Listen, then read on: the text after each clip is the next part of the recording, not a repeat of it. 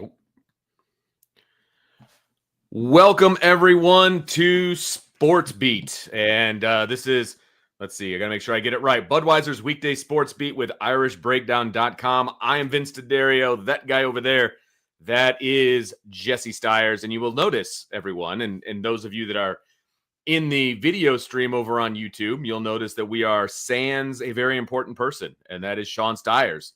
But fear not, Sean Stiers will be coming your way here very, very soon. About an hour and a half from right now, you will hear the dulcet tones of Sean Stiers as he gets ready to call the very first Notre Dame women's basketball game of the season. I believe it is an exhibition game to this evening, Jesse, and you'll be able to hear it here on WSBT, and he will be calling all of the action all season long, but this is game one, and this is what you're going to get when there's a women's basketball game going on. You're going to get stuck with me and Jesse and maybe a host of others, depending on, how things go and what's going on that day, and we're just going to try to keep the seat warm here for Mr. Stiers. So, Jesse, how are you doing today, my friend?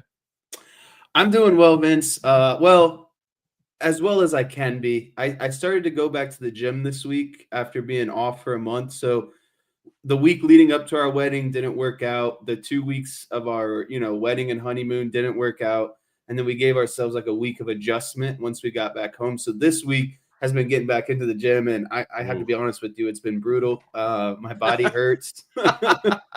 We did a cardio class yesterday, and usually during like the warm-up period, the stretching period, like you wear this heart rate monitor and you go by like zones, and the top zone is like completely, like 90% to 100% of your max heart rate, basically. I was like a tier below that in the warm-up. And so the entire workout yesterday, 30 minutes of my workout, I was in the max effort. So imagine you're just sprinting basically for 30 minutes straight. That was me yesterday. So I was definitely out of shape. I am feeling the pain this week. So, little sleepy. We've been getting up at 5:30 again every day, working out. So it's not been fun. It's cold and rainy, but I'm here with you. There's a women's basketball game tonight. I'm actually really excited for the game just because I've been asking, and I think a lot of people have been asking my dad, his opinions on what he thinks the women's basketball team is going to be this season. And he keeps saying, well, at least let me watch an exhibition game before I give you, what my thoughts. So as soon as this game is over, I'm going to start pelting him with questions about how he thinks this team is going to do this season. And this is a radio-only broadcast. I don't believe that there is any video, no matter what you have to watch sports. I just checked the Notre Dame website, fightingirish.com. There is nothing listed for TV. So you got to listen to Sean Stiers. You can listen to him live at WSBT.com. You could also check out the Odyssey app, AUDACY. That's actually how I listen to most of the games when I want to listen to Sean. And you can hear all the action tonight. The pregame will start around 6:45, which means Jesse and I got to get out of here around 6:40. So it's going to be a slightly shorter show today. And we're all then going to be tuning in to Sean Stiers. So very excited for that game. And then there's also a bunch of high school football on tomorrow, Jesse. It's going to be the second round for Class A, or 1A through 4A, and then it's round 1 for Class 5 and 6. So that means our buddy Frankie Karczewski and the Adams Eagles, your alma mater, are going to be taking the field for the very first time in the postseason.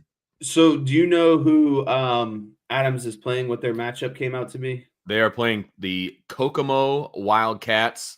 I don't know if it's home or away. In sectionals? Yes, I know. They now play Kokomo in sectionals. They're playing Kokomo in the sectional opener. Kokomo is a 3-win football team. Your Adams Eagles, a 4-win football team. So it should be a knockdown drag-out. And I think Frankie has a good chance of getting that first postseason victory since 2015. It's been a minute for the Adams Eagles. Yeah. For those out there, I graduated in 2014. We had good success in 2012. I don't think we won a sectional game in 2013 because I think we had to play Mishawaka in the first round. I will say, though, I'm always rooting for my Eagles, rooting extra hard for Frankie this week. Yes. Tough week for him. So really hoping that those guys can pull out a win for him. Yeah, that would be awesome. So I wanted to make sure I mentioned that. Good luck to the Eagles out there, and obviously good luck to all of our local teams that are going to be competing tomorrow night. We might touch on that a little bit in tomorrow's show. I'm not sure. We don't really talk a whole lot of high school, football and everything because we're kind of Notre Dame centric, which is not a bad thing. We got a game to talk about, Jesse, and because there's a game to talk about, it's Notre Dame at Boston College this Saturday at 3:30, and you'll hear the radio call right here on Sports Radio WSBT. The game day show is live from 11 to 2:30 Eastern. Join Tim Growl, Jim Irizarry, Eric Hansen, and Tyler Horka, as well as other great guests before the Irish take on the Eagles this Saturday. This week's guests are Captain Lewis Moore, Josh Lugg, and Mark Edwards. I love me some Mark Edwards. He's just a bruiser. It's back in the days of the fullback, Jesse. I know that you are partial to fullbacks as well. I mean, come on, man. Mark Edwards is like the mold of a fullback, so that'll be a fun one to have on to the show. So tune in for the game day show this Saturday from 11 to 2:30 Eastern time on Sports Radio WSBT and the Sports Radio WSBT app. So make sure you check all that out, guys. Should be a good one this week if you're a Notre Dame fan, with Notre Dame traveling up to Boston College. Again, that kick is at 3:30. Marcus Freeman met the media today for his final Zoom press conference of the week, and we actually have some audio from that press conference that we are going to chat about. Jesse, are you good with that?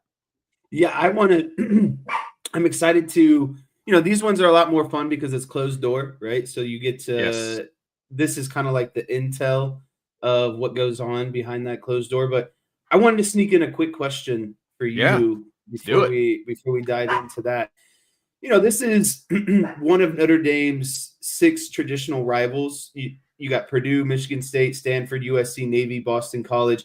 And the reason why I call it, traditional is because to me, any rivalry that has a trophy involved is a true rivalry, right? Like it travels back and forth. It helps. It helps. I still wouldn't call Stanford a rivalry, but to your point, there is a trophy involved, and you always want to win that trophy. Yeah, and so it's the Lehigh Memorial Bowl. Others refer to the game as the Holy War.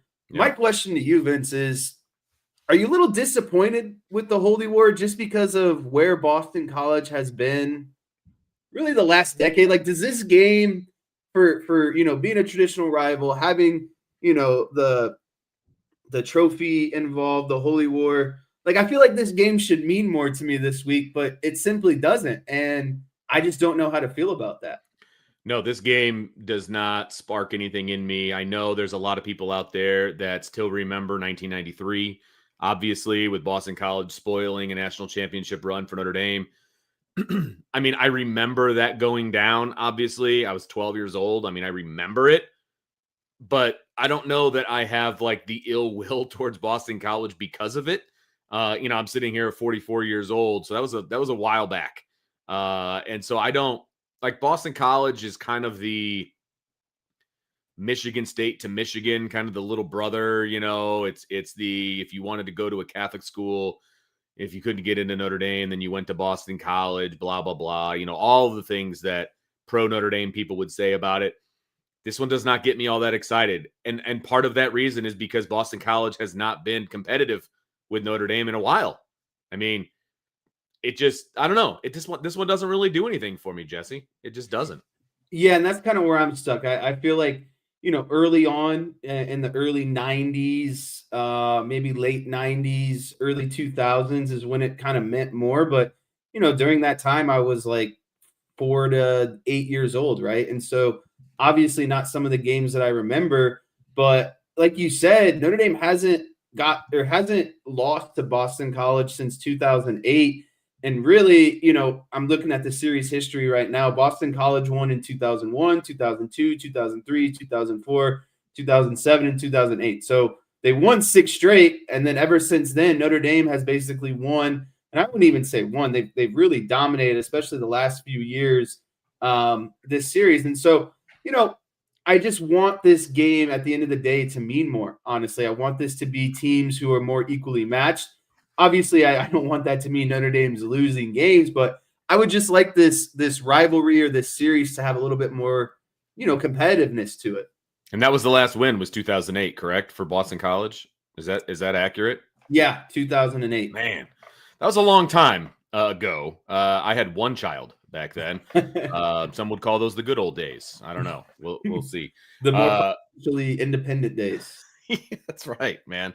So that was a long time ago, and I don't see that getting reversed on Saturday. But I mean, let's you never hope. know. Knock on wood. I'm knocking on the wood. It's why you play the game. We've seen enough severe underdogs come in and take out Notre Dame. So, I don't want to count my chickens before they're hatched, but I do feel like this game is an opportunity for Notre Dame to put up some numbers and do some impressing of the CFP committee, because again, you got the rankings coming out on Tuesday, the initial CFP rankings coming out on Tuesday. And I'm sure we will talk more about that tomorrow and then into the beginning of next week with kind of where we think Notre Dame is going to fall and what those rankings might look like and things like that. I kind of want to get this weekend's games under our belt. There are some good games this weekend. Let the dominoes fall. Yeah, exactly. Let's see kind of where things are after this weekend. And, I'll just say I still feel like Notre Dame's going to get in at the end of the day. Maybe not Tuesday, but the end of the season. There's still some work to be done. There's definitely work to be done. And I think the way things are going right now, Jesse, and we're kind of getting off tangent here, but that's okay. The way things are going, I feel like hosting a game, that's getting further and further away. I feel like that. Yeah, I'm just on the let's get into the playoff. Yeah. Boat, because I think right now, in that first ranking show that comes out, Notre Dame would quite honestly be the first team out. I think they're like the bubble team right now. I think they need some. I think they need some other Power 4 teams to start getting 2 losses underneath their belt. I think they're pretty close to the ceiling right now for a 2-loss team. Granted, if no one else lost ahead of them, and so I think that's why this Boston College game. If I'm Marcus Freeman, there's 2 things going into this. Obviously, you're not going to directly speak about the college football playoff, but Notre Dame is in a position now where they just can't beat teams. They need to convincingly beat teams and remind everyone that they're a top team in the country, both offensively and defensively. So if I'm Notre Dame, I'm going foot to throat the entire game. Yeah. You know what I mean? Like there's no such thing as a blowout anymore. Like you're trying to run it up. You're not worrying about anyone else's feelings because of the 2-loss team. You need to separate yourself as much as possible. So I think that on top of, Marcus Freeman probably, going through the tradition of this game, how it's still meaningful. It's the Holy War. There's, a lot of the stuff we just talked about. I think the guys will be ready to go for this game and hopefully just, exert their will the entire game, all 60 minutes. Yeah, and I think that needs to be the mentality, obviously, the rest of the season, for every game that they have from here on out. And I think that will be the case, but they got to take it one game at a time and all the coaching cliches that you want to throw out there. But we do have some information to get to from this press conference. I would say, Jess, the biggest news out of this press conference is Jaden Greathouse will miss this week's game with a hamstring injury, while nickelback Devonta Smith, who has missed 2 straight games with a calf injury, is still listed as questionable. Our boy, Sean Stiers, asked Coach Freeman today if the injuries to those 2 players have been trickier to get them healthy than they might have originally anticipated. Take a listen. Yeah, I think as you look at it, 2 different injuries. With Devonta, we were aggressive with trying to get him back, and he re-injured it when he was in the game. And that's something we've been trying to prevent. We wanted to get it to a point where, we're not pushing pushing him to play if he's not as close to 100% as he can be because of what can happen to the injury. So similar with Jaden, we're being smart. Like we're using kind of what happened with Devonta and kind of applying it to Jaden. Like let's be smart with how much we push him. Let's let his body truly heal up, and when he can help us, we'll make that decision to put him back in there. But we just don't want to rush it. He's not 100%, and we don't want to put him in a situation to re-injure his hamstring. So what do you think about that from Marcus Freeman concerning Jaden Greathouse? I mean, he's been out for a few weeks now, and there's a lot of conspiracy theorists out there, some in the chat right now that are saying that, well, he's probably going to enter the transfer portal and they're just going to hold him out until the end of the season, preserve a year of eligibility, yada, yada, yada. Or do you think this is a legitimate injury and they're just going to wait for him to be 100% healed up and get him back on the field when he's ready to go? Yeah, I think this goes one of two ways. I think it's concerning if the injury is true because it's been nagging and prolonged through the season. But in college, I played baseball with a guy who was a really good baseball player and had a hamstring issue himself. The issue is you don't know if your hamstring is fully good until you push it 100%. And then if you push it 100%, you could be back to square one because you basically re-injured your hamstring. So I think it gets to a point where it's kind of a mental game where you just don't know how hard you can physically push it without probably re-injuring yourself. And Greathouse doesn't know that until he pushes it 100%. So either way, I think it's an issue that it's prolonging. I think it's probably more the degree of the injury is probably higher than anticipated. I don't think Greathouse is a guy who is prolonging this so he can preserve a year of eligibility and so he can potentially enter the transfer portal.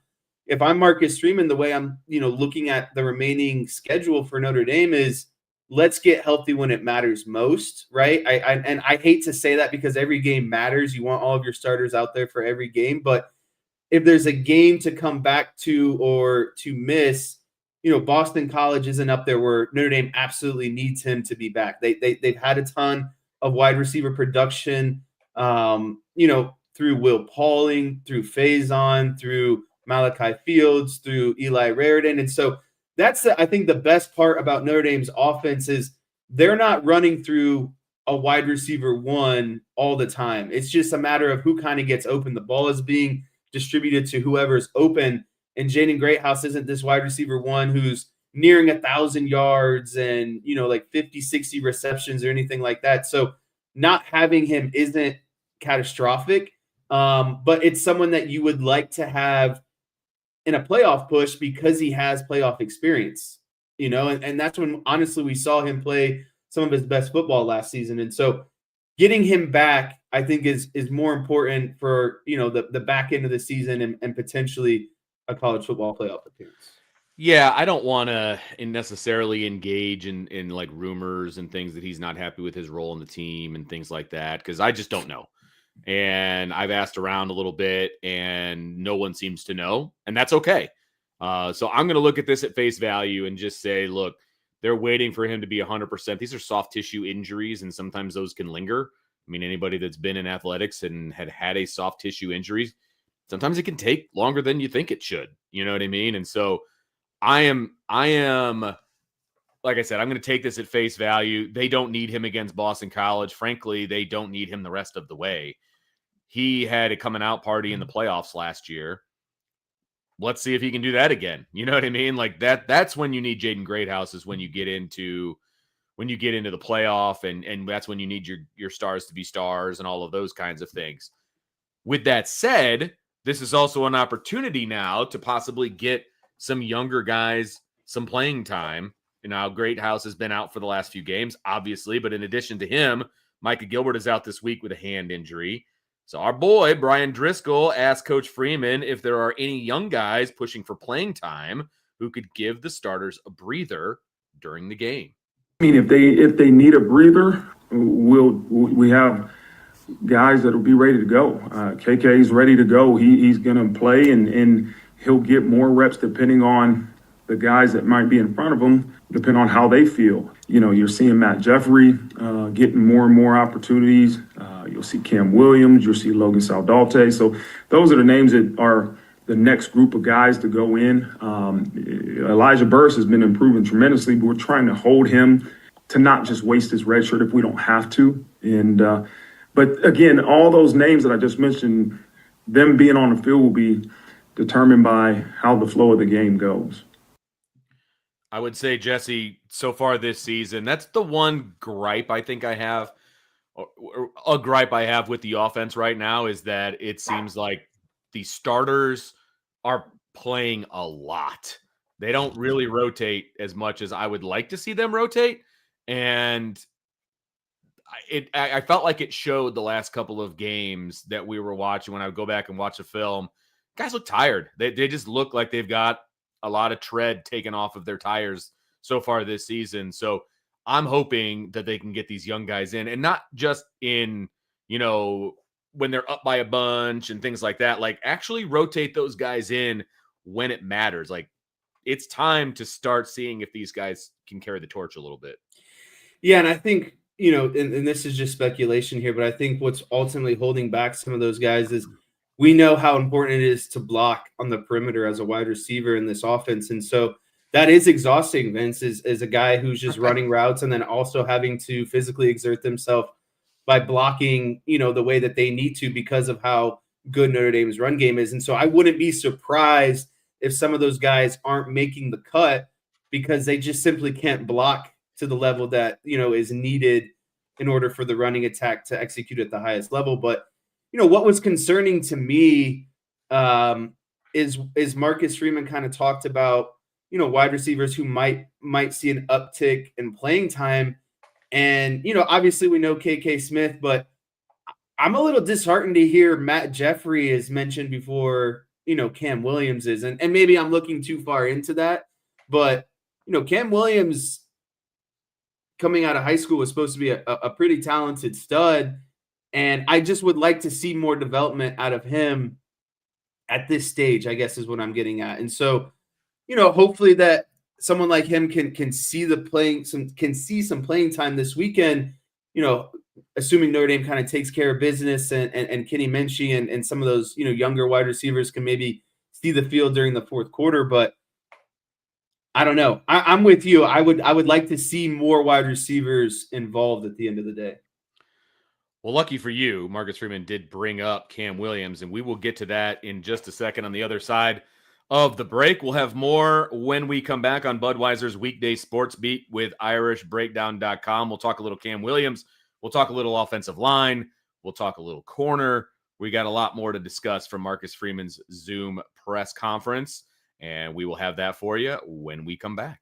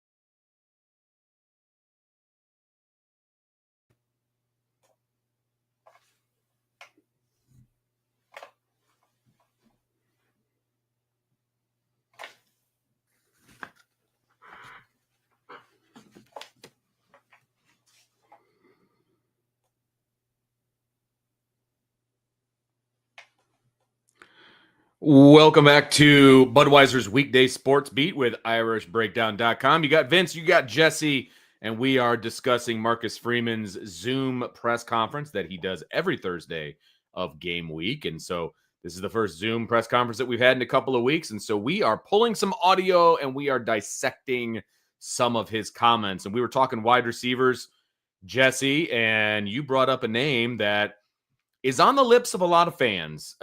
Cam Williams. He was a highly touted recruit coming into Notre Dame. I feel like I have to remind fans a lot that he is a redshirt freshman. Like he's still very young. You know, he's still got a lot of time in the system. Tread. Yeah, 100%. And it's just, I get where fans are coming from. When you come in highly touted, it feels like you should make an immediate impact. He has not made that immediate impact. And people are wondering, well, where is this guy? Why is he not producing for Notre Dame? And he's played a little bit this season against Purdue, Arkansas, and NC State. He was a big-time recruit.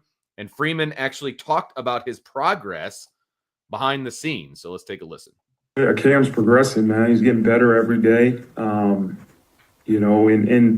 that's all he can control, right? And where he fits into the game plan is determined by, the depth chart, but the game plan each week changes. But again, Cam has to just continue to focus on improving, and he is. He's doing better in every area of being a wide receiver for Notre Dame. He's continuing finding ways on special teams to try to help our program. And so, like I said before, I've always said this, even with Leonard, is that, Cam earns the trust and the confidence behind the scenes before ever you guys are going to see it on the field of play. He's improving, he's getting better, and he'll be, seen in that light in your eyes here, hopefully before you know it. All right, Jesse, what does that say to you about what Marcus Freeman and this staff think about Cam Williams? Yeah, I when you hear Marcus Freeman talk about... Whoop, my bad. When you hear Marcus Freeman talk about players and kind of dissecting their playing time and maybe, what they need to do, anytime he mentions the word trust, that's like the immediate red flag that pops up, because what trust means is you don't 100% know the playbook. You aren't running your routes 100% of the time. And maybe we talked about a little bit earlier, you can't be trusted as a downfield blocker or maybe even an inline blocker if they motion you down into the box, right? And we've seen guys like Faison, smallest wide receiver probably on the roster, who blocks, probably just as good as anyone that's playing a skill position on the Notre Dame team. So the big word that I hear there is trust. And when a coach says trust, it means they can't count on you to be out there every single play, and you're a liability to the rest of the team in some way. He's listed as Malachi Fields' immediate backup. And I think, number one, if you're the immediate backup at wide receiver, then you should be getting playing time when it matters. Right. I mean, there should be a rotation there. You should be getting playing time. So that's number one. We'll see what that looks like today. I also think that it will be very telling once we get into the offseason, or once we get into portal season, I should say. Are they going to go look for somebody for that position, or are they going to put it on the shoulders of a redshirt sophomore and be like, look, man, now it's your time. You're the third year into this program. You have this position. This is your position to take and to run with, and we're going to trust you, right? I think that's going to be very, very telling, because right now I'm not ready to give up on Cam Williams. I agree with everything that you said, because that trust word is a big one with coaches. I mean, look, if I can't trust you in practice, how can I trust you in a game? Kind of a thing. I feel like I've had that conversation with players. I've had that conversation with players' parents before. There has to be trust there. And you will play a guy who maybe isn't as talented, but you know that he's going to be in the right place. You know that he's going to put forth all the effort and all of those different things. It's a trust thing. So what happens in the offseason, what happens in portal season at the wide receiver position is going to tell me an awful lot about what this staff thinks about Cam Williams in the present, and then obviously in the future as well. And that could very well be, does he jump into the portal and try to go someplace else? Do they bring somebody in for that position and be like, hey, Cam, you're not doing it, so we're going to put somebody else in this spot? What does that look like? I'm not surprised they went out and got Malachi Fields for that position this year, because when a guy like that is available, you go get him. I mean, he is that talented, right? I mean, there's no doubt about it. Even if you have an up-and-coming Cam Williams, he's going to be gone after this year. So what does that mean for Cam Williams? I think that's the biggest thing for me. Yeah, I'll kind of echo what you're saying there. I think this is a big offseason for the Notre Dame wide receiver room, like it has been the last few, because you have people like Will Pauling leaving, Malachi Fields leaving. Are they going to have to go out there to feel better about the room with getting more of that kind of veteran presence? Or is it going to finally kind of be, like we saw with the quarterback room and CJ Carr this season? Are they going to roll the dice and say, you know what, we have the confidence that guys like Greathouse, Cam Williams, KK Smith, Elijah Burris, Faison, guys that have been in this system for, 2 to 4 years, we have the confidence in them to go on and to lead the room, basically. Yeah. Yep. It's going to be very telling. Another topic that came up in this Zoom press conference, Coach Freeman talked earlier this week about how Christian Gray has been banged up and playing through injuries this season. He was asked today about getting players to admit that they're hurt, and then the fine line between playing through pain to help the team without at the same time hurting the team because they're not 100%. Let's hear what Coach Freeman had to say about that. That's an ultimate challenge because it works both ways. One, a guy wants to feel perfect before he actually goes out there, and you're trying to push him because he's physically able to do it medically, right, through the medical professionals. But then the other side is, guys that won't communicate how bad they're hurting. So, you try to remind these young people that you still have to put team before self. And that works both ways, right? That if you are in a position to help this team and we feel like you physically and medically can help this team, no matter if you're at 100% or you're in pain or not, then you have to put team before self. Well, at the same point, if you are injured, right, and you can hurt this team or hurt yourself, right, you got to put team before self and be able to communicate that. And so I think as you can spin it, both of those situations and scenarios is putting team before self. No matter if you're feeling great or if you're hurt, right, is let's do things that always put the team before myself. All right, Jess, so you've obviously played football at the college level. You've played athletic, you've been an athlete your whole life. That line is tough at times. And I know your dad, and he is one of those guys that was like, hey, dude, rub some dirt on it, get your butt back out there. Like, he's that kind of dad. I'm that kind of dad with my kid. But like, how do you draw that line? You know what I mean? As to where you put team before yourself. Are you helping the team by playing hurt? Are you, hurting the team? Like, that's tough. Yeah, I think for when you're evaluating this kind of situation, I think that there's like 3 things that you have to gauge. What your 100% level is, no injury, right? Like you know what that level is when your body is completely healthy. What that feels like, yeah. Yeah, completely healthy, at your best, whatever. When you're hurt, you have to reestablish what your 100% is, right? And so that new 100%, is it 80% of your original 100%? Is it 90% of your original 100%? And of that 80 or 90%, is it better than the next man's 100%? I think that's the way you have to look at it is your 100% when you're hurt still better than the 100% than the guy behind you?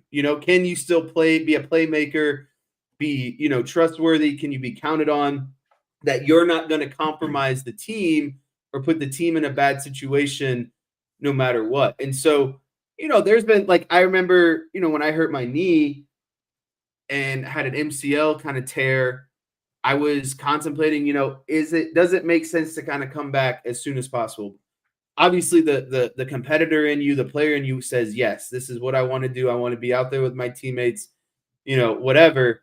And then you have to look at it in a smaller lens of, okay, well, is this what's ultimately going to help the team be better or help the team win at the end of the day? So came back after a week on an MCL sprain, But then I remember randomly I had to miss like 2 baseball games because I had this weird like upper back pain, right? And so it's like I can't actually physically swing a bat, but everything else I can do fine. And so it's like I had this strain in my upper back, right? And so like again, it sucks, but you just have to know like, okay, well for these 2 games, I am like not serviceable because it hurts just to swing a bat. Like I can't fully swing a bat without being in pain. So I guess again, it comes down to when you reestablish your 100%, is it better than the next man's 100%? And that's the hardest part. I think that's where the coaches come in. That's where you have to have relationships with your players. That's where you have to know what those 100% are versus another man's 100% when he's injured, all of those different things. And, that's where those conversations come into play too. You got to sit them down, but like, look, man, I know you're giving me everything that you've got, but sitting out for a couple of games or sitting out this practice or whatever the case may be is going to be what's best for the team. And I think that's what Marcus Freeman is talking about putting team before self.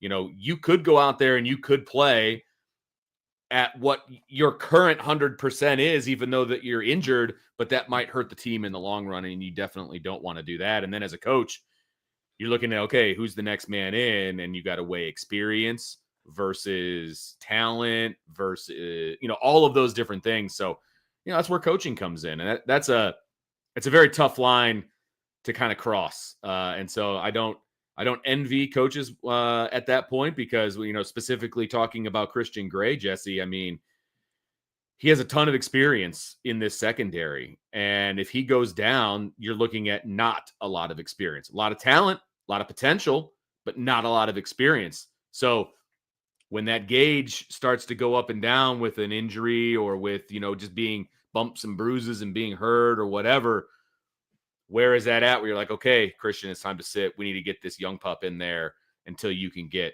even better. And I think that's the hardest thing.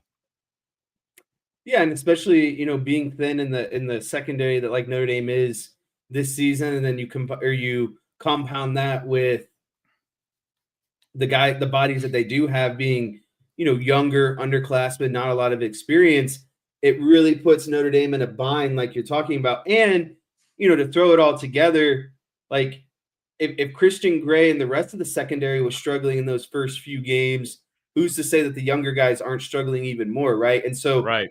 You throw all those things together, the defense was struggling. You got an inexperienced room, you got a young room, and then Christian Gray is also dealing with the injury. That's a pretty, hard cocktail to manage of, well, ultimately what's going to be the best, for this team at the end of the day. Yep, absolutely. And again, a lot of young talent in this defensive backfield, and we might see some more of it this week with Devonta Smith being questionable. So we might see some more Dallas Golden at nickel, and I guess we'll see. I mean, Christian Gray has never landed on the injury report, so I do want to say that. So is it just some wear and tear? Is it some bumps and bruises and things like that? So we'll just have to wait and see how that plays itself out. All right, we're gonna take a quick break. We'll have more when we come back on Budweiser's Weekday Sports Beat with IrishBreakdown.com. We're going to talk some offensive line, and we're going to talk some more young guys as we continue to dissect Marcus Freeman's Zoom press conference from this afternoon. We'll be right back.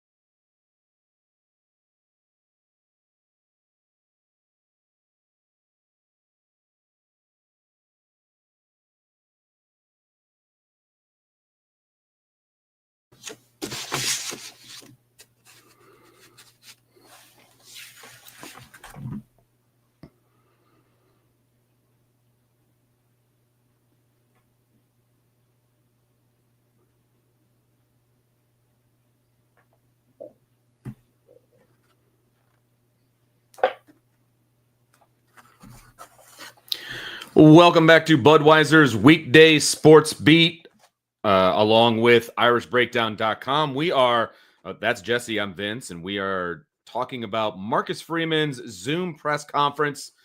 And we've got a couple more cuts to get to, Jesse, before the top of the hour, which is rapidly approaching. We've got Notre Dame women's basketball coming up at 6:45, and so we have a hard out at 6:40, and then you'll be able to hear Sean Stiers, who is normally in this seat. He's going to be calling the women's basketball games, as he has done for the past 6 years and then a bunch of years prior to that. And this is game one. It's an exhibition game, I do believe, Jesse, and it is against Purdue Northwest. So that is tonight at 7 o'clock. And so you want to definitely stay tuned for that. But we've got a couple more cuts that we want to get to, Jesse. And the Irish offensive line is getting thinner after injuries to left guard Billy Schrauth and center Ashton Craig the last two games. Freeman talked about who's next at guard and tackle if they were to suffer another injury. Let's take a listen. Oh, Big T, Big Chris Terek. He's ready to go. He could help us at both guards or at center. He's the next guy I think you would see. Will Black is back doing good things. He's improving. Maddie on the outside, but on the inside, you'll probably see Chris Terek would be the next guy to step up at all three of those positions you mentioned. All three of the positions is Chris Terek. So apparently he is the new Sullivan Absher. He's the new sixth man on the offensive line. Jess, what are your thoughts on those comments from Marcus Freeman? Yeah, I like how he led with big Chris Terek because he is big. He's 6'6" and listed at like 325. That's a big human being.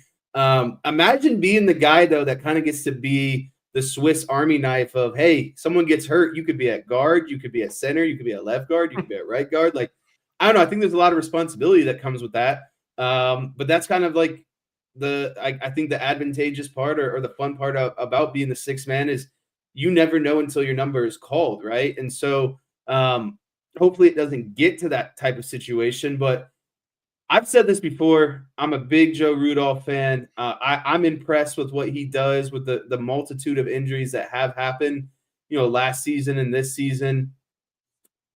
And to be quite honest with you, I have no doubt that if it came down to it, Chris Terek would step in and do a good enough job to keep this team rolling. I think we are biding our time for how long Billy Schrauth is going to be out. Is it going to be a couple of weeks? Is it going to be a month? What does that look like? I think that's going to be an important piece to this. And then, obviously you're going to slot him right back into his position at left guard and, kind of go from there. And then, of course, you've got the enigma that is Charles Jagasaw and when or if he ever comes back. And so this is the five that you're going to have for now. This is a five that you can still win with. I mean, the five that they've got right now, Sullivan Absher stepping in, I think they can win with this five, especially the games that they've got left on the regular season schedule. What does the playoff look like? I think that's going to be the biggest question mark moving forward. But these guys are going to have a bunch of time under their belt. And again, if Billy Schrauth comes back in time for the playoff, which I think that he will, you just plug him back in. He's got a bunch of playoff experience as well. So I'm not overly worried about the offensive line. I am a little worried about the depth. But, we'll kind of see how it goes from here and how these guys gel together because, that's going to be the biggest piece of this. They need time. They need some games together. They've had 2 weeks of practice, but you need some time. So I have a lot of faith that the offensive line will be just fine, at least for the rest of the regular season. Playoffs, different conversation. Regular season, no problem. Yeah, this offensive line room just really needs to obviously take care of business, win these last few games, but then also get to the postseason. So I think they can get to the postseason. They can fortify, get stronger. But like you said, that's going to take a little bit of, practice on the continuity side of things. It's not like you get Schrauth back, you get Jagasaw back, you can just plug them in and everything is going to go great. It takes time to kind of be a nice orchestra along the offensive line. Absolutely agree. So the next 5 games could present the Irish with chances to get young guys playing time if the scores get lopsided. Coach Freeman talked about the importance of that. As far as playing young guys is something you always aspire to do, right? If you're in a situation where you can play some guys that haven't got in-game experience, like you want to be able to do that. But that's a result of every play getting your job done. Like that's a result of something that is uncertain in the future. So, it's not a great answer to your question. It's just that we don't think about it, but yeah, we would love that to happen. I love a lot of things to happen, right? I want to win. I want to play young guys. I want to be perfect, but wanting something and actually getting it done are two different things, and the focus has to be two different things. We got to focus on preparing to get our jobs done these next couple of days, and if we do that consistently on Saturday, maybe we can get some other guys in there. All right, Jesse, your thoughts on the young guys getting in the game and where that focus should be on getting young guys playing time? To be honest with you, I really don't like talking about backups and potential playing time for younger guys and all of that stuff, because that assumes that you're going to take care of business. And I don't think that Marcus Freeman has gotten himself off the hook of some of those mulligan games that, kind of have haunted him in the past, the Stanfords, the NIU, the Marshall. Like, yes, there's 5 games left that they should win, but Marcus Freeman has a track record of losing games like this every now and then. And so I hate talking about it because I think it starts to infiltrate the guys' minds of, this is a game that should be easy breezy. We're just going to take care of business. And then you come out flat and you're in a dogfight with a team like Boston College, who you should be beating by 30 or 40 points, right? And so I like to address these kind of situations post-game where, hey, we took care of business. Our guys were able to get in and play some time against Boston College because the starters did their job. So I like that more, that approach more so. I like, getting to the end of the game. Okay, we're up 40 points in the fourth quarter. Why don't we rotate in some younger guys? I just think you create the wrong mindset for a team and a coach who hasn't necessarily gotten themselves out of the woods of beating teams convincingly that they should be week in and week out. Yeah, you don't want to go into games ready to play backups, because that's what happened with Brian Kelly. That's what's happened in the past with some other games that you should have won, and you should have won convincingly, and that didn't happen, right? I'll never forget the Ball State game, from a more than a few years ago. But that was when our boy Danny Pinner was playing at Ball State, who's now with the Indianapolis Colts. Like they practiced with the backups most of the week and gave the starters kind of like a bye week almost, and it came back to bite them. And they were a Danny Pinner touchdown away from potentially losing that game. I don't know if you remember that, Jesse, but that was a game that should not have gone down the way that it did. So I remember that game. Oh yeah, The remember Toledo he almost caught a game touchdown as well.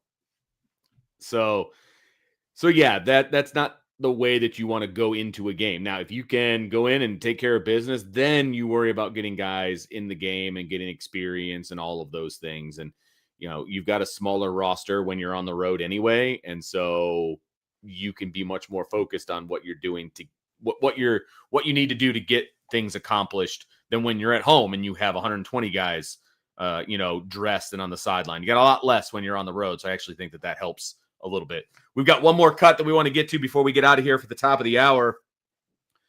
Marcus Freeman also discussed Boubacar Traore's growth this season, coming back from the knee injury that sidelined him for most of last season. As I think back to last year, before he got injured, he was doing some really good things in the pass rush game. I mean, he was one of our most dominant defensive players. I don't know what the statistics says, but I know that we viewed him as one of our best, if not the best, pass rusher before he got hurt last year. And then, what he's done is work. While you rehab, work while you are getting back to playing mode, and it's just reflection of the hard work you put in, and that's mentally and physically. There's probably two options after you tear your ACL. You can mope and feel bad for yourself, or you can utilize the pain to make you better. And that's what he's done. He's worked his tail off. He's prepared his tail off. He's gotten better with experience and time. But Boubacar has always been a player that we view as a definite weapon for us in the pass rush game, and he's doing great things in the run game too. What are your thoughts on Boubacar this year, Jess? Yeah, Boubacar Traore has been tremendous. I think he's He's lived up to the expectations after giving us that little sample size last year. He's been their premier edge rusher with 6.5 sacks. He ranks 8th in the country in sacks per game. And you got to realize too that there's some really talented defensive ends ahead of him overall in the country as well. There's the guy in Miami, the guy down at Texas A&M. Both teams, both guys that Notre Dame has had to face. I think what's most impressive is how driven and focused he is for someone who's relatively young at the end of the day, right? I think when these kind of injuries happen to younger players, especially kind of earlier on in their career, their playing career, college playing career, it can really, set you back mentally. Obviously, there's the physical setbacks that come with tearing your ACL, the rehab, everything that goes with it. But, I think the mental part is what's more impressive about Boubacar Traore is he hasn't allowed it to set him back. He stayed focused. And honestly, I would say he's gotten better from last season as well. So to sustain an injury that serious, to, be focused and to be back out there game one, and then also to up your game, your level of play this season, I think has just been highly impressive. And to me, it makes me more excited for what's to come because I think his career at Notre Dame is going to end up being really special. Yeah, I think they're just scratching the surface with who Boubacar can be and what he can be at Notre Dame. I really do feel that way. And Mitch is throwing some shade at you, by the way, for getting married and doing your thing. But no, I think Boubacar is a tremendous talent. I think he got kind of a step back, obviously, when he got injured because he was on a tear last year when he got injured, and then to sit out for almost a year and then come back, and it was it's tough to come back from a knee injury. You have to trust it, and you have to do all the things that to feel like you're back in the game. I think that's basically what this year is for him, and he has been tremendous even under that umbrella, right? And then you give him an entire offseason to get bigger, faster, stronger. I almost feel bad for opposing offensive tackles next year when he hits the field. It's going to be something. It's going to be a lot of fun to watch. That's for sure. All right, we are going to take a quick break. It is the top of the hour. It's a little past 6 o'clock. So we're going to take a quick break. We'll have more when we come back on Budweiser's Weekday Sports Beat, along with IrishBreakdown.com. It'll be rapid fire time, Jesse. So prepare yourself mentally, everybody. We got rapid fire when we come back on this side of the break.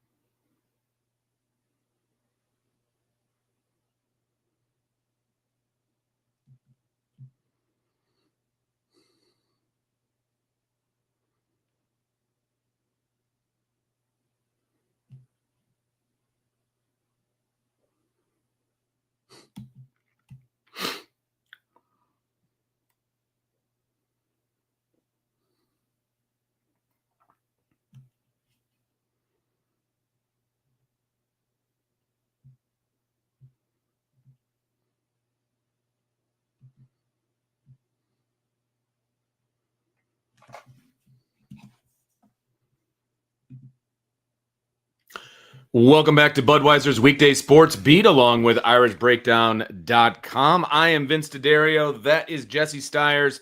And if you are a frequent listener to Weekday Sports Beat, you know that we are missing our buddy, Sean Stiers. Well, there's a reason for that. He is the play-by-play guy for Notre Dame women's basketball, which you can listen to right here on WSBT. And that will tip off at 7 o'clock. Pre-game starts at 6:45. So, Jesse, we got a hard out here at 6:40. And so we will be with you guys for the next half hour, almost exactly. And we are excited about women's basketball. It's going to be fun. And you're going to get every game here on Sports Radio WSBT. And you can also find it on the Odyssey app, AUDACY. That is generally what I do. I like to get the app going, and then I watch the game on TV and kind of sync it up. So I got Sean Stiers doing my play-by-play, but I also get to watch the game.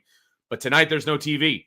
So if you want to watch the game between Notre Dame and Purdue Northwest, I almost went Northeast, Purdue Northwest, then you're going to have to listen to it on either the radio or the Odyssey app. So definitely check that out. This weekend, we've got Notre Dame at Boston College this Saturday at 3:30, and you'll hear the radio call here on Sports Radio WSBT. Game day show is live from 11 to 2:30 Eastern Time.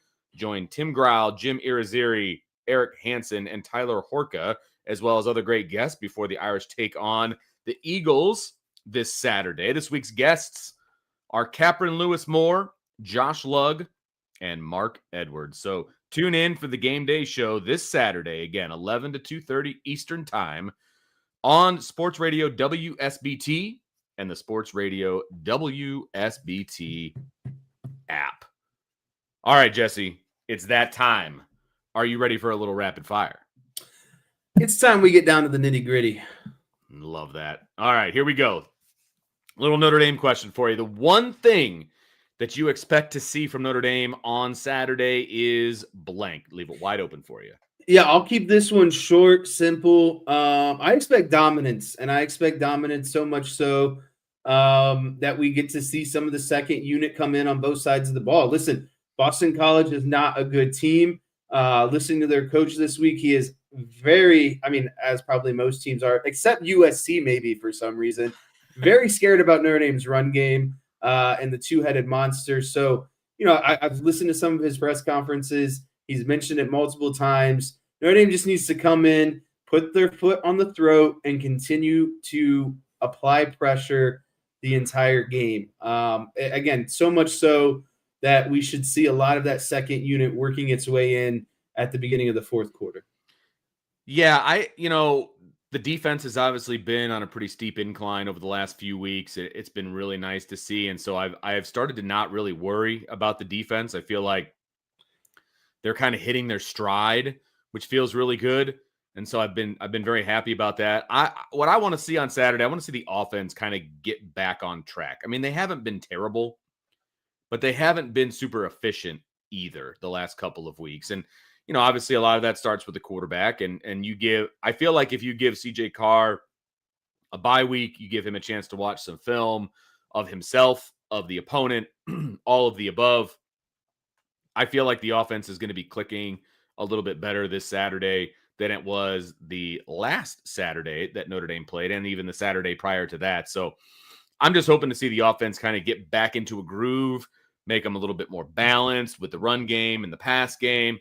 I don't anticipate Jeremiah Love going for over 200 again, that kind of a thing. But I do anticipate some numbers from the offense. Hint, hint. So I would say if you're going to tune in tonight to the spread option show that we do over on CFB Nation on YouTube, I would say that you're going to expect a lot of overs when we're talking about the Notre Dame offense against Boston College. So definitely tune into that. That's tonight at 8 o'clock. So you're going to want to tune in for that one. I'm surprised Jesse, I haven't gotten the guest invite to that show. Little disappointed. It's coming.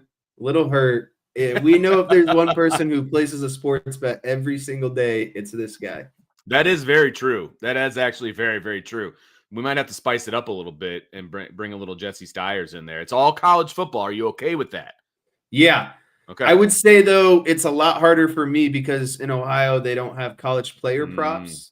True. But I have – I mean, this is going to sound bad, but, whatever. I already outed myself. I have recently found this really cool new app where it has NBA, NFL, college football, NHL, and I think another sport.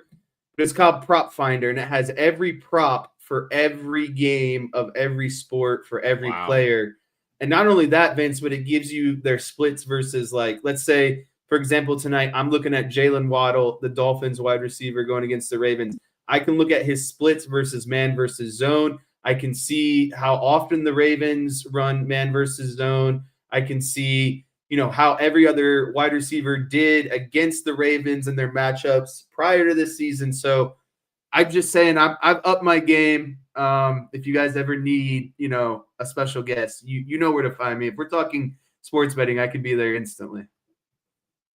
I mean, if you're available on Thursday nights at 8:00, I think we might have to make this happen. So just throwing that out there. And actually, I'm not going to be available next week. So Trevor might need a co-host. Just put it out there. You might need to float that idea tonight. I'm just saying. I'm actually going to be in Dallas next week. So you might have to step in for me. So that could be a lot of fun. All right, next rapid fire question. Let's keep this thing rolling, Jesse. The Blue Jays intentionally walked Shohei Ohtani 4 times during this week's 18-inning World Series Game 3. Do you buy or sell that you shouldn't be able to intentionally walk a player more than once in a game? I'm actually a big buy on this. And if you asked me this 10 years ago, I probably would have said, oh, that's just good strategic baseball. But baseball has made very clear initiatives to bring more offense and action to the game. And I just think at the end of the day, it's kind of lazy. I don't think that you should ultimately get to decide that you're just not going to pitch to one of the most electric offensive players in baseball 4 times. I think you should have to strategically use that. Like, I'm not saying that it should be gone completely, but I think it should be limited to maybe 1 or 2, right? Like, there's the batter doesn't get the option to say, you know what, this is the best pitcher in baseball. I'm just going to sit this at bat out, or I'm just not even going to go up there, right? I'm just going to take my 3 strikes and sit out, or I should be able to get another pitcher in the game. There's nothing on the other side to kind of neutralize what the pitching can do to you. So, I mean, I get it. At the end of the day, it's like the ultimate respect as a hitter. They're telling you, like, we don't want to pitch to you. And who would want to pitch to Ohtani in Game 3 when he had like 2 doubles and 2 home runs before they started intentionally walking him? So I think that 4 is way too much. Like 1 or 2, and you should strategically have to use them. So I know you're very young, and you were not probably. In fact, I know you weren't watching like in 1998 and beyond, like the Barry Bonds years when they were walking him all the time. They were walking runs in, like bases loaded. They're still walking Barry Bonds. How'd you feel? Like, how would you feel if they did that to Shohei? Like bases loaded, he comes up, they walk. I think that's an exception because you're letting the other team score. You know, like if you want to walk a guy at bases loaded, you're so worried about a guy getting more than 1 run that you're okay with giving them 1 run. Like, that's a crazy thought at the end of the day. It is a crazy thought, but that's how dangerous he was back then when he was juicing, man. Like, you didn't want to throw the ball anywhere near Barry Bonds at that time. I was not a Barry Bonds fan, but I would have walked him every time he came to the plate if I was the opposing manager. Every single time. I really wish that, not that, you aren't great, but I really wish my dad could answer this question, because when we were in high school, there were a couple studs who played for Elkhart Central, and I swear the kid would hit a home run like every game. My dad walked him, and the one time he didn't walk him, he hit a bomb off of us. And Central was mad. Totally was not excited about it, and they let us know that. And so I wanted to know. Yeah. I wanted to know his input coming from a guy who has intentionally walked to someone multiple times. They could just be like Concord. And just throw at someone like they did at me. They threw at me twice. I would have gladly taken my walks. I didn't want to be thrown at my head, though. I can appreciate that. So, like, if you weren't allowed to intentionally, so let's say you're the manager of the Blue Jays, right? You're not allowed to intentionally walk him. Are you straight up pitching to him, or are you going to pitch around him? Just, yeah, like the intentional, if you want to just go with the intentional walk, just throw him freaking 4 balls on the outside, Okay. like. Okay. So you just don't like the intentional piece of it. No, and I hate that you can just point to the base and say, yep, Yeah. just go ahead and go down. Like, no pitches are thrown. Yeah, I like the old school way of, you at least have to, put the catcher's got to put his hand out and you got to go through the motions. Right. Because there have been times where guys will swing at those pitches. Oh, yeah. And have made contact before. 100%. You accidentally sneak one a little too close. Crowd the plate a little bit. Yeah, man. See, I'm all for that. Grab your 36-inch bat instead of your 33-inch bat. Adds a little drama. It's a little bit of drama. Plus, it still puts the pressure on the pitcher to make that pitch. They could still throw a wild pitch. It could be a pass ball. Like, that's true. The runners could still, there's a lot more layers to it than just pointing your finger to the base 4 times and saying, all right, take your base. Yeah. Just putting up the 4 fingers. We're walking them. We're walking them. I can't remember if I ever walked anybody as the head coach of the high school team that I coached, because we weren't great. So like one run wasn't going to make a difference, kind of a deal. I'm pretty sure we pitched to everybody. But I could see it if it's a competitive game and things like that. But I don't know. An 18-inning game too. It's like one minor mistake can really affect, what happens in that 18-inning game. You know what I mean? So I get it towards the end of that game too, because everything is amplified. Every pitch is amplified. Every play is amplified. It's a little bit different if it was like the 3rd inning of a 9-inning game. You know what I mean? So, all right. Former LSU and USC head coach Ed Orgeron has been out of coaching since he was fired by LSU midway through the 21 season.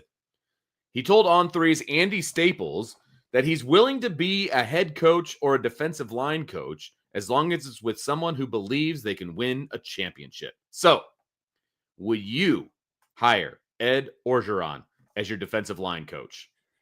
This is the easiest yes of my life.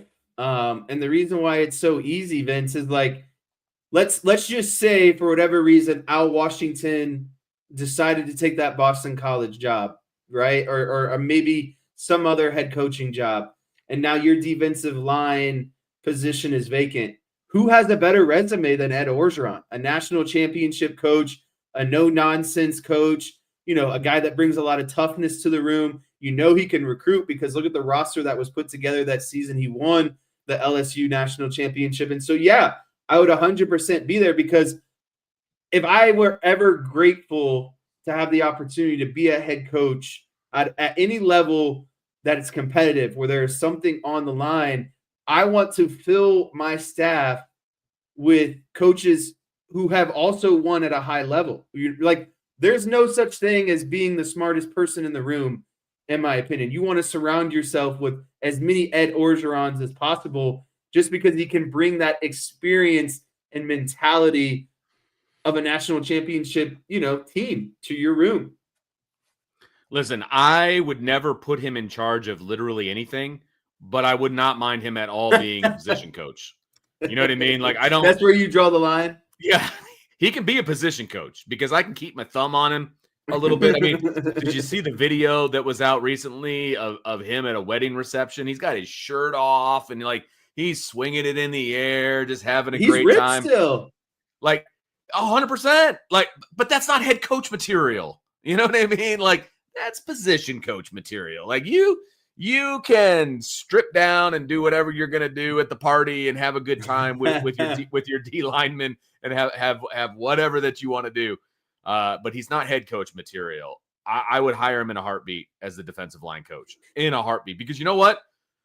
He is very down to earth, and he will get his players to play for them or play for him. You know what I mean? 100%. So I would absolutely bring him on, but there would also be very much a sit down between him and myself, and we'd be like, "Look, Ed, we got to tone some stuff back there. There's going to be some guidelines here. There's going to be some guardrails to your tenure here at our school. but I would bring him on. I think he would add some levity to that room as well, which I'd be okay with. And I mean, are you kidding me? You bring Coach O like on the recruiting trail too, the Irish. Just bring him in and have some fun. Like he'd get you some recruits. There's no doubt about that.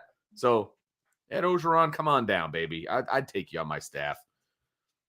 It's not like he needs the money. He's doing okay from a money standpoint. So you can pay him whatever you want too. All right. We're going to take a quick break.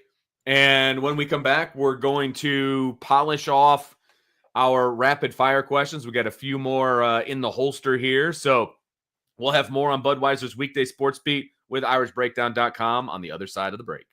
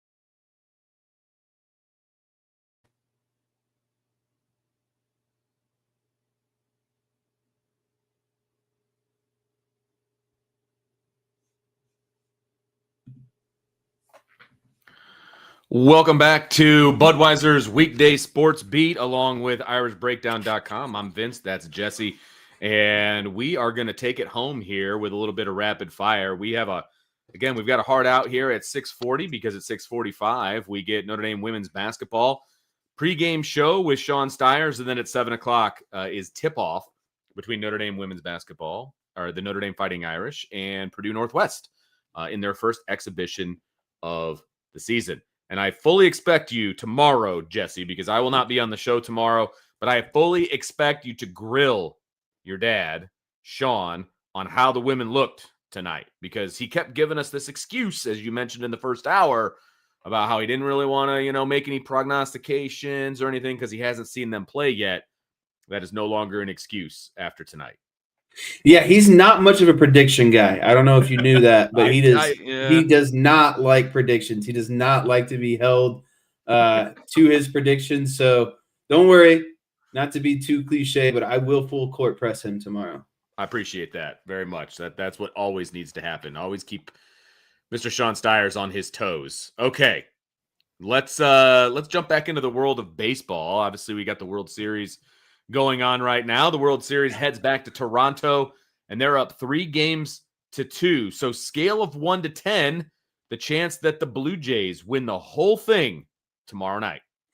Yeah, Vince, just because I need to stroke my own ego here a little bit, I said before this series Blue Jays were winning in 6 games. I even bet that on FanDuel that the Blue Jays would win the series 4-2. So selfishly, and I have the receipts for all of this, I have to say I'm a 10 out of 10. I think that the Blue Jays get it done.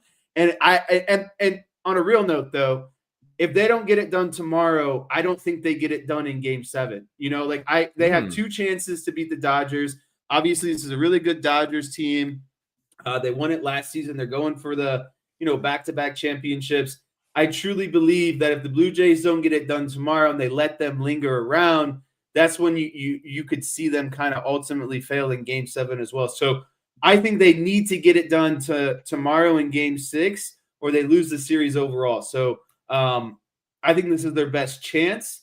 I think their best pitcher, their most experienced pitcher, is going to be going as well. So this is a 10 out of 10 for me. The Blue Jays have obviously been playing well, and they have done a very, very good job defensively against this Dodger roster. I mean, this Dodger lineup, which is a little bit surprising, to be honest with you. I mean, the Dodgers have not looked good on the offensive side of things the last couple of games. Can they continue to do that, even though they're going to be at home and all of those different things? I mean, I like the Blue Jays in this spot. I do. So scale of 1 to 10, I'll put it at like a 7.5. I mean, they're at home. They got a chance to win this whole thing tomorrow night. I do tend to agree with you. They do not want this to go to a Game 7 at all. That's not a place where I think, the Blue Jays are young, the whole deal. The Dodgers have just so much more experience than the Blue Jays do, at least on a whole. And so that you don't want to go to a Game 7 in that regard. And so I think I agree with you. If they're going to win it, I think they've got to win it at home tomorrow night. World Series champs, north of the border. How does that make you feel that a Canadian team is going to win for the first time since 93? That was the Joe Carter home run, right? The Blue Jays won it 92 and 93 back-to-back years. That's the last time that they have won it. And I don't know if you know this as well. I got some Canadian sports fanatics that I know that I went to college with. Who actually just got to see this past weekend at a wedding. The NHL hasn't won. A Canadian-based NHL team has also not won it since 93. So the last time Blue Jays won it is the last time an NHL team also won the Cup. I think it's Canada's year. I think the Blue Jays are going to win it. And I think it would be quite interesting to see, the only Canadian professional team, MLB team, to win it all. And I hope that the NHL would follow. Have you watched the Expos documentary on Netflix? That's something I do have in my queue that I do want to watch. It's on my favorites list, but I have not watched it either. All right. We're going to have to circle back around to that one because that one does interest me very much. But that's definitely going to be one of those things that I have to watch when no family is around because they could give 2 rips on that one. So, yeah, that's a one where if you have some alone time, which is very Right. hard in your household, that's something that you could throw on. Yeah, I'm thinking plane ride to Dallas could be it. So we'll see how it Ooh. goes, All right. So Nebraska kind of shocked everybody here today. They extended Matt Rule by 2 years, and he now has a $15 million buyout. That is blank. Take it wherever you want. Yeah, that to me is just meh. Like it's like at the end of the day, it's what's the word? Something that isn't deserved. I think something that is a little bit premature at the end of the day, because let's really dive into what Matt Rule has done since being the head coach at Nebraska. In his first season, they went 5-7. In his second season, they went 7-6. And they made their first bowl game in 8 seasons or something like that. And then this season, he's 6-2. So overall, he's 18-15 as the Nebraska head coach. And what does he ultimately want at the end of the day? Like, who have you beaten this season in a marquee matchup that's like, yes, we can overlook your 500 seasons, first 2 seasons, and give you a 2-year extension worth $15 million. I think Matt Rule owes James Franklin, Billy Napier, Brian Kelly a nice little thank you card come Christmas time. Right. Because all these schools are just panic firing their coaches and reaching out to what seems like everyone. And now that has led down this trickle-down effect of all these coaches getting extensions. Like we're starting the extension party. And so, again, for someone who's in their 3rd year and hasn't even – like they play USC this week. Like, what happens when they go out there and lose to USC? Is this a guy that you wanted to give $15 million to for over 2 years? It just seems very premature to me, and not overly deserving.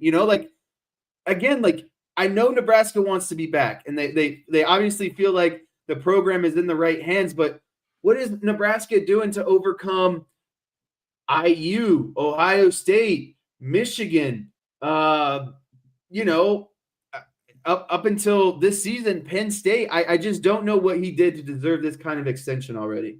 Yeah, I don't disagree with you. This is way premature. I know there was potential overtures from Penn State about him, because he's an alum and all of those kinds of things. But this feels like a reaction move by Nebraska, and I just don't know that it was really necessary at this moment. You know what I mean? If you're Penn State, where are you going, man? Like, Brian Kelly, like, is that really the move right now? Like, I don't know. Like, I don't know. That it'll be, like I said, we've said it before. I'll say it again. This offseason is going to be very, very interesting to see what direction all of these schools are going to go. Because in my opinion, there are not enough candidates for as many openings as there are. Well, and there's not enough good candidates for the amount Right. of premier openings there are. I think, and I want to get to our last question, so I'll be really quick here. I think that these premier openings need to dig a little bit more. I think if you really want, you need to find a Signetti, a hidden gem. If you truly, a Kalen DeBoer at the end of the day, someone who can, is maybe not the most marquee guy, but really knows how to turn a program around. You're not going to just hire someone of these, everyday names, and they're just suddenly going to come into an SEC school and change everything. I hear you. All right, we got about 90 seconds, so we want to make sure we get this last question in. So this is going to be on the hop here. Halloween is tomorrow. What are your top 3 favorite candies, and what candy should be banned from being passed out on Halloween? Go. I'll give you 3 of each. Top 3: Reese's, Almond Joy, Twix. Ooh, you lost me on Almond Joy, but okay. Which one needs to be banned completely? And I'll give you 3 of the worst ones. Wow. Black licorice, Tootsie Rolls, chocolate-covered raisins. What about those ones that come, they're either in the black wrapper or the orange wrapper, which could basically be used as doorstops? I think you got to get rid of those. Those are awful. I'm a 3 Musketeers guy. I'm anything Reese's, and I'm a Kit Kat guy. Those are my 3 top favorites. Okay. And the 10% dad tax does come into play with those 3 particular candies. When the kids come home. I'll take one of those. And the kids know it too. They're like, "Oh, here's your 3 Musketeers, Dad." So yeah, absolutely. All right, Jess, let's get out of here. We got to hand it off to your dad who's going to be calling some Notre Dame women's basketball tonight. Thank you for joining us on Budweiser's Weekday Sports Beat along with IrishBreakdown.com. Stay tuned. It is Notre Dame women's basketball against Purdue Northwest, and we will see you tomorrow night at 5 o'clock.